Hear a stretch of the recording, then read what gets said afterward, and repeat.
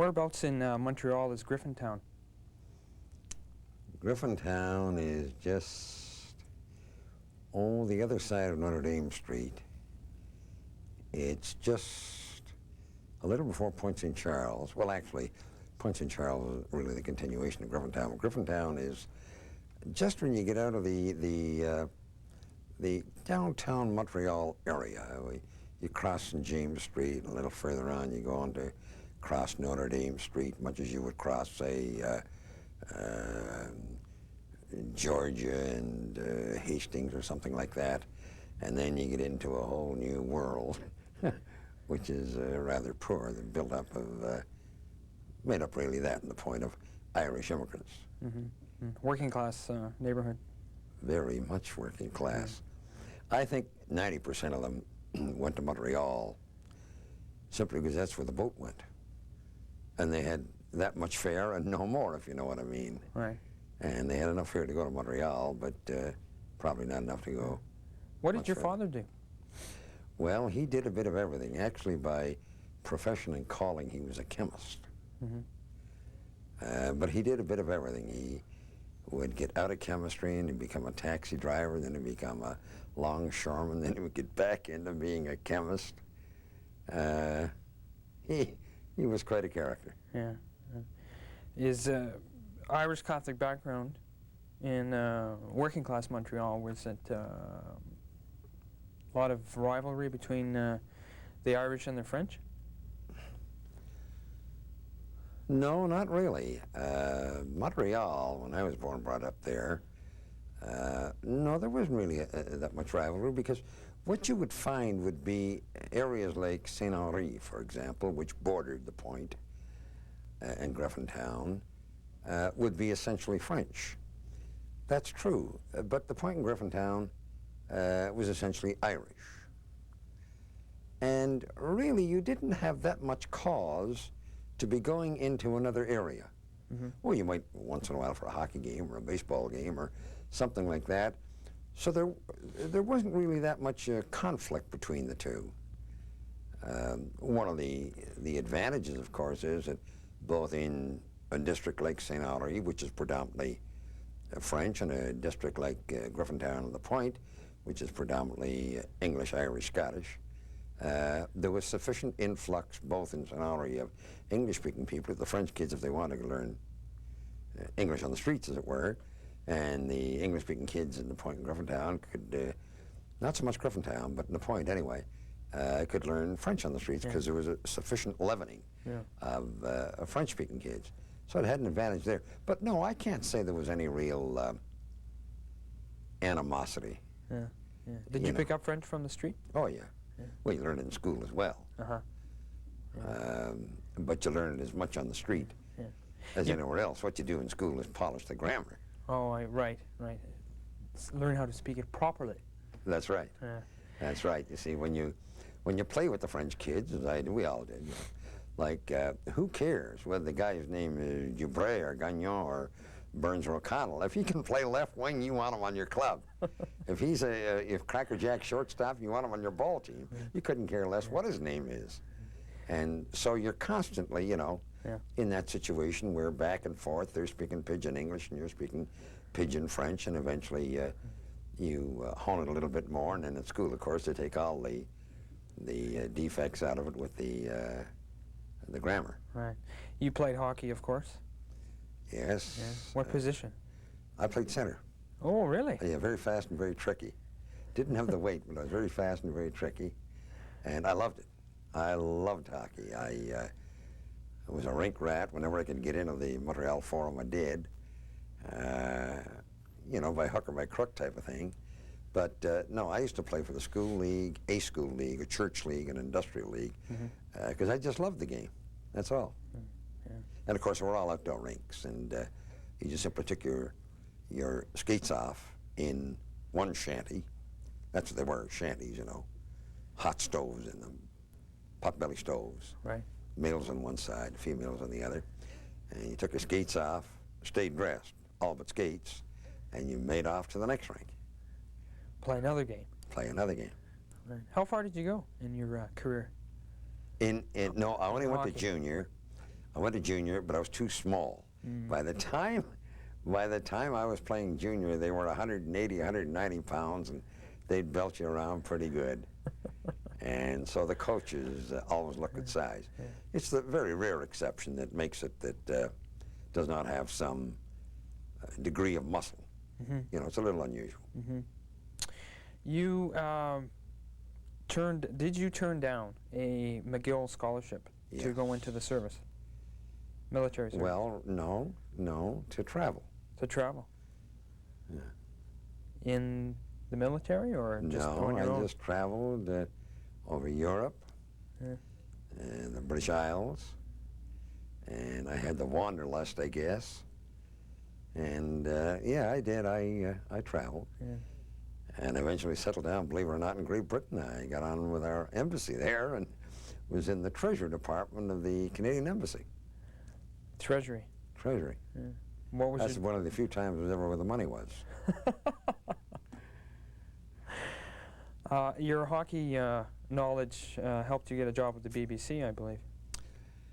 Yes, while I was with the Treasury Department, the Canadian Embassy. I was seconded I was with Treasury, seconded to the Department of Veterans Affairs, looking after pension checks and Canadians who were going to England for their, well, postgraduate doctors. Well, loads of them at Oxford, Cambridge, some of the doctors at various teaching hospitals and so on. And yes, it came about that I had heard that the BBC was looking for what they termed a fast-talking North American commentator. And they had in mind such things as hockey, basketball, water polo, speedway, and so on. And North American was really a buzzword for Canadian, because despite what you might have heard to the contrary, the Brits are fairly high on Canadians, not quite as high on Americans. So the term North American is the way it came to me. So I went out to Empire Pool and Sports Arena in Wembley. I called up the producer and asked him if this was so. Yes, it was. He said he had 8 or 9 others who were already lined up, but if I wanted to come out to Empire Pool and Sports Arena at Wembley and take an audition, a live audition during the course of a hockey game, I was welcome to do so. Well, I did. And I was lucky. I went out. As a matter of fact, I knew I went out that night because the producer offered to drive me home. And when he drove me home, he said, I'm 99.9% certain that you have won it because I'm going to recommend you very strongly. I heard them all, and I think you're it. And sure enough, I was. And this was very, very convenient because you have to remember all sporting events are in the evening.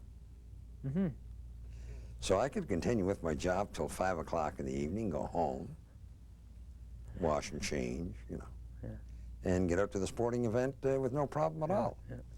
So the odd thing is, the particular edition to which I just referred was for radio. But as soon as it became known, that was within 24 hours, within the British Broadcasting Corporation, who had won the edition, television called me at the embassy right away. And the particular event that radio had lined up for me, or that they had lined up and for which this audition was directed, was some months away. Television said, look, we've got one coming up next week we'd like you to do. And so I did a number of them, quite a few, before I ever did the first radio play-by-play. And then, of course, it did spread out from there, from hockey to water polo to basketball to speedway and 1 or 2 other sports. Not to soccer, that would be a sin. Not to cricket, because, I mean, after all, let's face it, that's British. Yes, very British. Very British. So you had more exposure, you had your initial exposure, rather, in the television, and then eventually you started to do the radio. Did you prefer to do radio over TV at that point, or? Well, no. At the point, you see, I don't have a hell of a lot of time for television, to tell you the truth. I think it's a bind. I think it's a slow, a very cool medium. There's too much, it lacks the spontaneity, the heat, and the fire of radio. I really do believe that. But I didn't mind it as a sports commentator, because as a sports commentator, it becomes, in a sense, radio, provided you abide by certain major rules that you absolutely must, and that is always talk about something that's on the screen. Right. Never talk about what the people can't look at. But, and a few others, and believe me, I had the greatest teacher ever. You know, the newspapers would write me up as a real whiz-bang. This guy would get me and make me feel like I was a dunce in grade 3. He was just, he hammered me and hammered me. He didn't mean he was very much a gentleman, but didn't do too much for my ego. But he did hone and polish and buff and make me a professional television play-by-play commentator. But when you are that, you are virtually in the hot medium of radio again. Do you know what I mean? Right, right. And as long as you abide by the fact that you speak only what's on screen and never speak too much, you know. I listen, for example, to Tony Kubek, the colorman and the Blue Jays, and I'll tell you, Tony talks about 85% more than he really should. He really overtalks. So there is a danger on television of speaking the obvious, which you shouldn't, and talking about something that's off screen, which the people at home don't know about. Right. But watching all those things, you know, and abiding by them as cast iron rules, Right. It then becomes, in effect, a hot medium like radio. Right. You're not constrained by anything except the action that's going on. Right. So I liked play-by-play commentary on television. I like it on radio as well. There really isn't that much difference, except the differences I've told you about, bearing in mind that for one group of audience, you have to create the entire scene, that is radio. For the other group, they can see, and don't make them feel stupid, that you're underscoring something that's pretty self-evident to them. So, no, I like both television and radio as far as that was concerned. Yeah. When I talk about it as a cool, cumbrous medium, I refer to other types of telecasts. Yeah, yeah. When did you make your return to Canada? In the late 50s. Did you come directly to Vancouver? I came directly to Vancouver, yeah. And did you have a job here? No, I didn't. Oddly enough, I thought, and I still think I was right, I thought that I had enough credentials and enough record, both in terms of what the British Broadcasting Corporation had written down by way of recommendations, Right. and by way of press releases and everything you could think of, that I could go into the CBC and not immediately, but certainly be considered as a member of their sports department. Didn't work out like that. The first guy I saw was very impressed with the write-ups, the credentials, the recommendations from various people in the CBC, from the head of outside broadcasting, who is the top. He covers everything from coronation to cricket matches, to producers with whom I had worked. Very, very impressed, but I have to wait 2 weeks until I could meet someone else who happened to be out of town. Well, I'd go back in 2 weeks. He, too, would be very impressed, was very impressed. But he couldn't make a decision. Somebody else had to make it. You're not talking about the CBC, are I'm you? talking about the CBC, and eventually, after waiting about 6 weeks and living off capital, then I was told that the thing would have to come, the approval would have to come from Toronto. Well, when's this guy going to be out? Well, they weren't sure. In a few weeks. Well, at this point, I think I got the message. So I went to the Vancouver province as a reporter. First on the city side, and then laterally on the sports side. Sports side, yeah. And then I went to CKLG as news director and sports director. Right. Both. Bueno. Was it your idea to start the talk show format on radio? No. No, it was not. The idea came from a fella called Peter Kosick. Peter Kosick was with CKLG at the time I was with him. And Peter became the top salesman for CKLG. He had really outgrown CKLG. They were still in the North Shore in those days, by the way. Still with only about 1,000 watts. They later got to 10. And he went from LG to NW. He became the top salesman at NW. But there was no upward mobility in sight. He couldn't be the sales manager because they already had a sales manager. They're a successful station, you don't change. Right, right.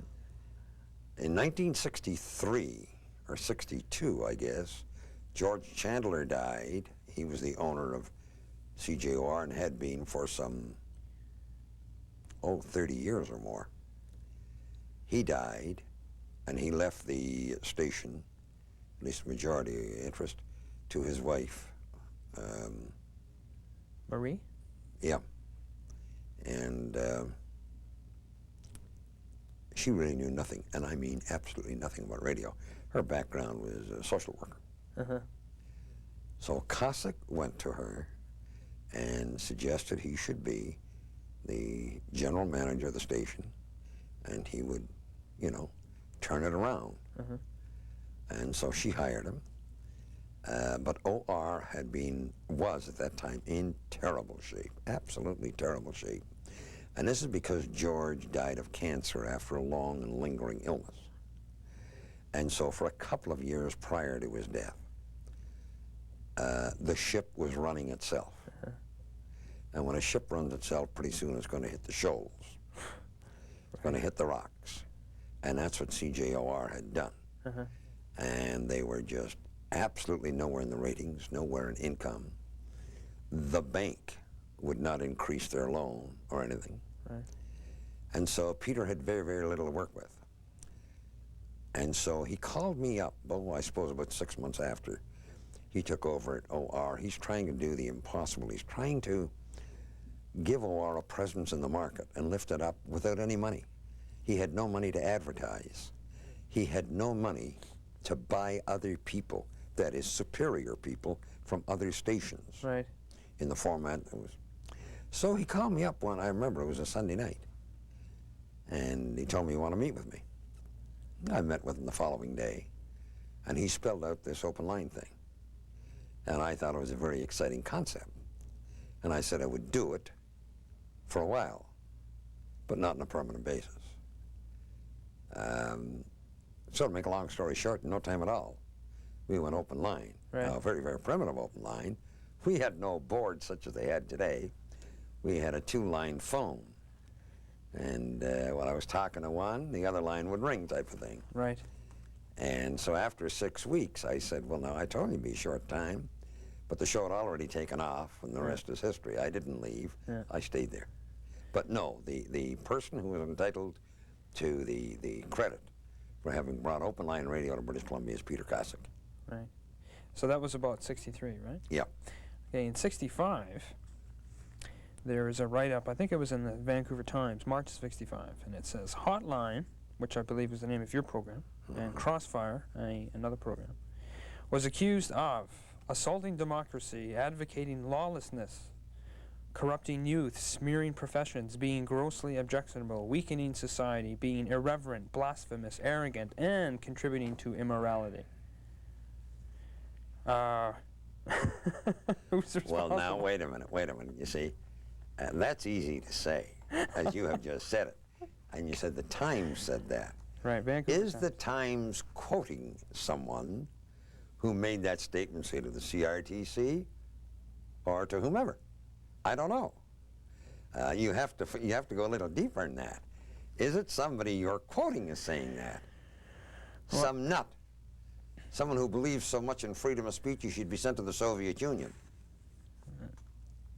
I believe part of this is actually from presentation to the CRTC. Or the BBG in those Or the days. BBG in those days, yeah, I Right. thought so. Yeah, the BBG.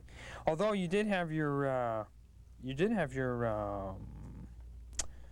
rabbis, so to speak. Dr. Andrew Stewart, who was the chairman of the BBG at that time, said that I suspect that broadcasters are only reinforcing the attitudes already taken by the public. You go Well, along with yes, that? Stewart, Dr. Andrew Stewart was one of the few, although I guess he wasn't what you could call a strong chairman. I don't think you can get the board to go with him, but yeah, Dr. Stewart, you know, I saw this with my own eyes because a number of listeners sent it in to me. When I had the break with CJOR Right. in '65, it coincidentally, it was virtually at the same time Right. as they appeared up for their license. Right. But A had nothing to do with B, difficult as it is for most people to believe that. And people who would write nasty letters to Dr. Stewart after the event, that is to say, after I left OR and after OR did not have their license renewed by the BBG, nasty letters to him. And he wrote back saying, if Mr. Burns is no longer with CJOR, it has nothing whatever to do with the BBG. We never ordered him off the air. And I not only got one letter of that nature sent to me by listeners, but a number of them. Just wish I could put my hands on them these days in case I ever write a book. You haven't written your book yet, then? No, No? no. No, you should. Don't contemplate one at the moment. Here's a quote from you, 1965. But it'll be hot if I ever do. It'll be hot. Hot and sexy. Hot and sexy. Yes. Okay, well, I'll look forward to it. March of '65, over 10,000 people in total in the Queenie Theatre, around the Queenie Theatre, all in support of Pat Burns and what you were doing. And you're quoted as saying, "My God is truth and integrity, not money and power." Do you still stand by that? Quoted as saying what? You were quoted as saying, "My God is truth and integrity, not money and power." You remember saying that? No. No, because truth and integrity, Pat Burns could never have said that, because truth and integrity are so far divorced from money and power as Mars is from the Earth.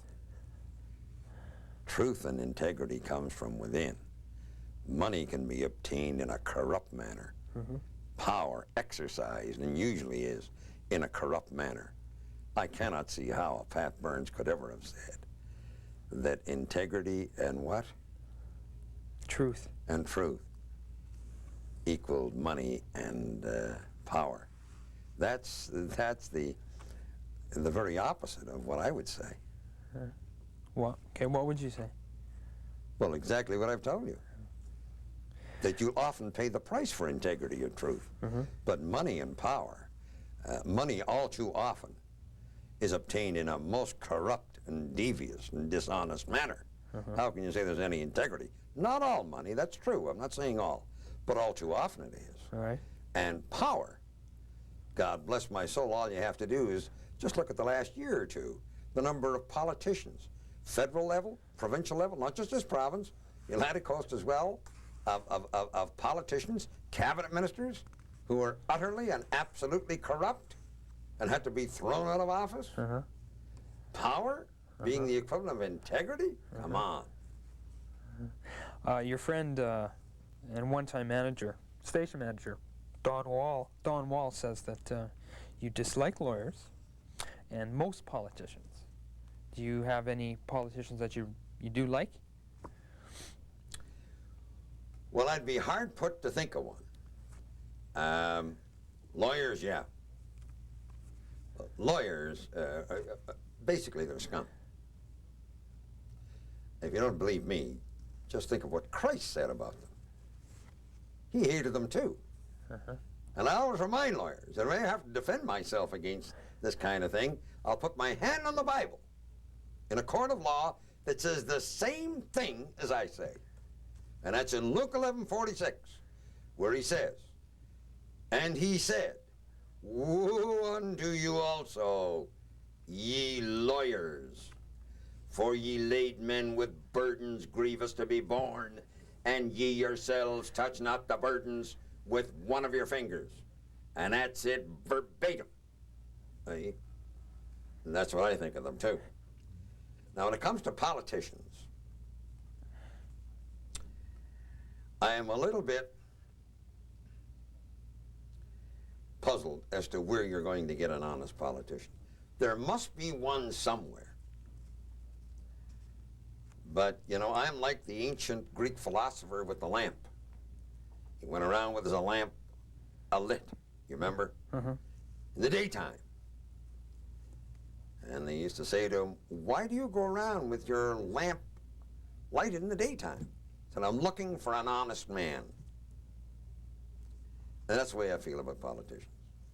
There must be one somewhere that's honest. But I don't know how far his honesty stretches, or if he is, who he is. But there must be one somewhere. Do you think Daniel Johnson from Quebec, was he an honest politician?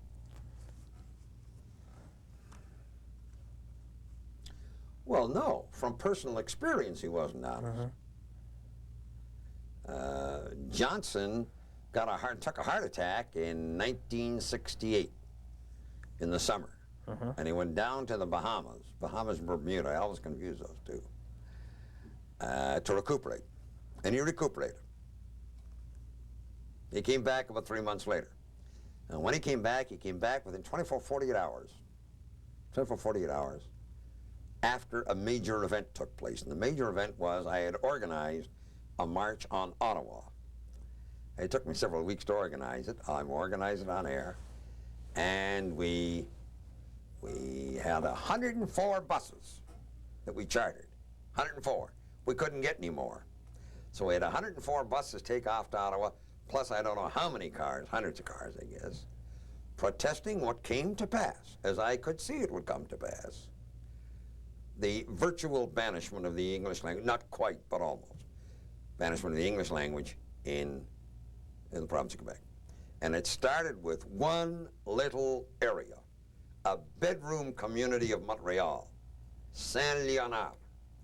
And they passed a law one night at the school board to phase out English. And I got on the next day, I said, it's Saint-Léonard today, it'll be Verdun tomorrow, it'll be Griffintown the next day, it'll be Westmount the next, until there's no stopping this.